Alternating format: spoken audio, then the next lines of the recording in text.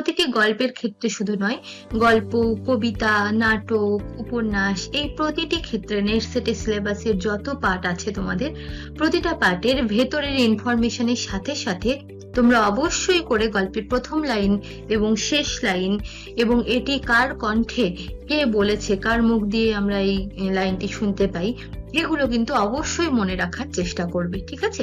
তার অভিযোগ সহ তার সারা জীবনের যত অভিমানের ডালি ছিল, সমস্ত কিছুকেই তিনি এই পত্রের মধ্যে দিয়ে উজাড় করে দিয়েছেন।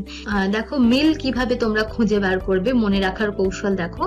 মীরাবাইয়ের এই লাইনটির মধ্যে দেখো একটা মুক্তির বাসনা আছে, যে সমস্ত কিছু সবাই ছেড়ে দিলেও সে নিজে কিন্তু লেগেই রয়েছে তার নিজের জীবন যুদ্ধে।